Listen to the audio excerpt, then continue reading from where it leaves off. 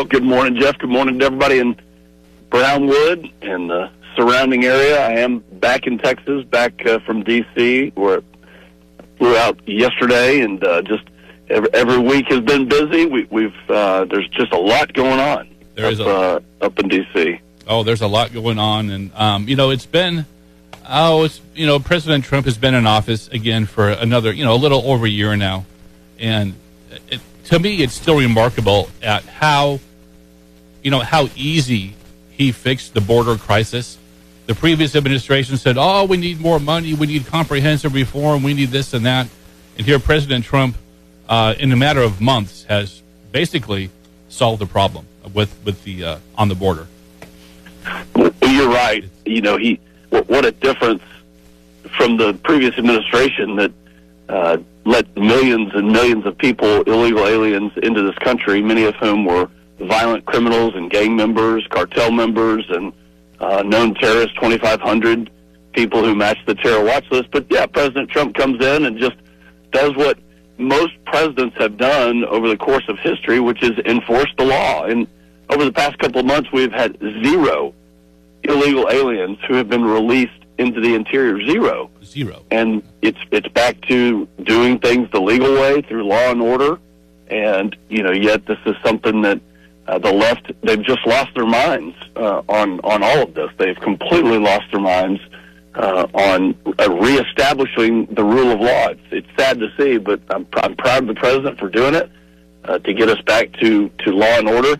We do need immigration reform. I hope that we can come together in a bipartisan way to find solutions that would make it reasonable, that would cut the bureaucracy, the red tape, and really, I think, incentivize those who want to be in this country. Not the people who are out there hating America, but the ones that love this country, that are here because they know this is the best system in the world. And hopefully we can get to a point where we do that. And then a part of it has to fall, I would think, on business owners who are hiring the illegal aliens. Do we have any... they have to be held accountable, too, in some respect, don't they, if they're going to knowingly hire someone that's illegal?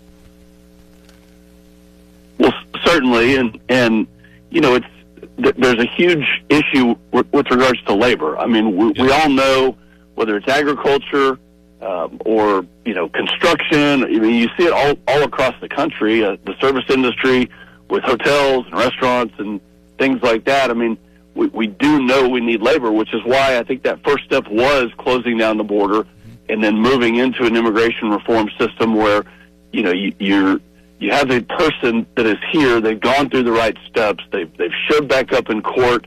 They've proceeded through the process, the judicial process that they were outlined to do, and then that gives the employers that green light and everybody to hire these people, knowing that they're not living in the shadows. And that's really the hard part, is we've created a culture over the past 2 or 3 decades, maybe even more.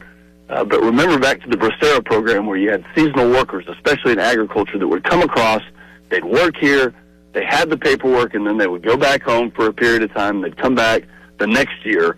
Those are the kinds of things that I think many of us are talking about, but we obviously couldn't get that done under Joe Biden, who literally opened the floodgates through a surge, an invasion of illegal aliens who we had no idea who they were, much less their appetite to actually assimilate into American society and into our rule of law. Exactly. And that my next question would be, up in Minnesota, we've seen the chaos there. Is the left really, are they going to take the stand on protecting illegal aliens, the criminals? They don't want ICE in Minneapolis or in their state, but they're protecting people in this country illegally, with some of them with some violent criminals up there too. Well, you're right. And this started, years ago through the establishment of sanctuary cities. And they basically said, we're not going to help cooperate. We're not going to enforce any federal laws. In fact, we're going to make it more difficult for you. And in creating these sanctuary cities, these are also states who offer free health care and free programs that, while they say, well, these are state-funded programs, they're using federal dollars to launder through the states and give them to illegal aliens. So it's this big snowball effect where they're drawing many illegal aliens into their city. They're not enforcing the laws. They're not cooperating. So when these folks come up next week to Capitol Hill, DHS especially, that's what I'm going to ask. Tell me the difference between Minneapolis and every other city. Dallas. Tell me the difference between Minneapolis and Dallas. Why do we not see violent protests erupting in Dallas? What's the difference? What's the cooperation with the locally elected officials, the police department, where you don't see these protests turn violent? And then what has happened in Minnesota? It's tragic. The loss of life is absolutely tragic. But give me a break. These folks are actually out there. We know that they are out there incentivizing this type of chaos well beyond protected free speech, blocking traffic, preventing many of the law enforcement vehicles from doing their job or the missions from happening. And then, by the way, doxing these agents, putting online where their addresses are, their names, their kids, death threats every single day. This is not the country that we want to live in. No, you're right. Congressman August Pfluger with us, and I know that Chuck Schumer wants it to be illegal for the hardworking people from ICE. He doesn't want them to wear masks, exactly so they can dox those people, which is just outrageous to me. But is there going to be another government shutdown, or did President Trump sign something to stop that from happening? Well, great question. For the first time in 25 years, we were able to pass all of the appropriations bills, 12 of them. We sent them to the Senate, and then you saw that partial shutdown happen over this past weekend over DHS. So 11 of the 12 have been signed into law. We've got a continuing resolution until next Friday for Homeland Security. Democrats basically want to abolish ICE. That's not going to happen. I'm going to stand up and fight for that. They also want them to take their mask off. That's not going to happen. And they want to have these very burdensome warrants where you have to go back to a judge to get the approval to even go deport somebody. That's not going to happen either. So I suspect that this is going to be a long-term fight. I don't think Democrats are going to I don't think they're going to negotiate on this. We negotiated in good faith. We came around on several issues that we got to yes, and we were able to move forward. And then they really backed out on their part of the deal. But it comes down to two ways of thinking. Number one, you can stand for mass immigration, not knowing who's coming into your country, providing free health care and free services to illegal immigrants, sometimes in place of veterans and those who need it the most. Or you can stand for the rule of law.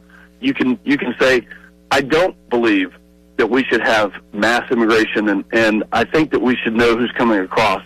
And, by the way, when you go to the polls and you vote, I think that we should also know who is voting, and they should be a citizen, and they should provide proof of citizenship, which we are going to vote on again next week in the Save America Act. That's the camp that I stand in. I'd like to see immigration reformed so that our businesses, local businesses, agriculture, manufacturing, and the oil field can appropriately hire people, and they can do it at a rate where we know we can keep growing our economy. But we have to maintain the rule of law, and Democrats are destroying that day by day. We pretty much have to show ID for everything in this country except for voting. That makes no sense to me. Is Senator Thune gonna take a stand on that? Is he gonna ram that through? Is he gonna stand tall on that one? Well, that's the name of the game. The president has come out very strongly in favor of this, and the bill that we will put on the House floor next week, and I suspect pass with flying colors, will be sent to the Senate, and there's going to be a lot of pressure for them to pass it. Now, you have to get 60 votes in the Senate. So which 7 Democrat senators are going to go home and tell their states, I did the right thing? I know this is a 90-10 issue. I know that most people in this country, because when you go to a bank or when you apply for a loan or when you do utilities or anything, you have to show your ID. And so I therefore had the courage. I mean, we're going to see who has the courage to actually stand up and pass this next week. But it is courageous, I guess, in this day and time to want voter ID. But how crazy is that everything else needs an ID, but voting doesn't need an ID? Is that is that really the hill the Democrats are going to die on, you think? I mean, that's nuts. Well, yeah, it's like many hills that they've decided to die on. But I'll give them this: they communicate and cry out in a much better way. We seem to be logical and rational and pass good policy, and sometimes we don't politically explain it. So maybe we need to take a lesson from how they do that. But our policy, this one is just so straightforward. It's supported by the American public. It makes sense. And it's really, really important for our country to get this done. Really is. At 7:45 here in Brownwood, Texas, you got Congressman August Pfluger on the phone. Recently, you introduced some legislation to strengthen the cybersecurity of America's telecommunications network. You want to talk a little bit about that, because that's very, very important. Well, just think about when you're using your cell phone driving around West Texas, and the Chinese have manufactured for years many different pieces and parts that take that data and in some cases send it back to China. So we want to strengthen the hardware and the software, and we were able to pass a bill that basically took those parts off of our cell phone towers and replaced them with friendly companies, American-made companies, allied companies, knowing that they wouldn't be stealing your data. We continue to do the same thing, through the software side of it to make sure that our telecommunications are secure. These are the things you don't see this on the headlines, but how important are these bills that we're passing? And Democrats want to stop. They really want to stop all of this. So we're working together. It actually is a bipartisan bill, and proud to introduce. This is one component of many that we've been working on. It's the AI for Secure Networks Act. You and Congressman Rob Menendez from New Jersey were part of that. So, again, it's something that you don't see in the headlines, but it's very, very important. You're absolutely right. It is important, and we're going to keep leading on these issues. I mean, we're paying attention, whether it's securing our networks or healthcare, which Republicans have a tremendous field of legislative ideas on how to make healthcare more transparent and competitive. But securing your networks and being able to reach across the aisle, I mean, we've done that. I've passed more legislation this year than anybody else, and they've all been bipartisan. I have been able to go and get Democrat votes to support ideas that we have, where in the past you haven't really seen that. We're talking to Congressman August Pfluger, and one more question, Congressman, and this is a big one for Texas, and it's not just around the border, but we've heard a lot about the New World screwworm. And sadly, it's coming closer and closer to the Texas border. It's not just a border issue, though. This could affect Texas and the whole country, correct?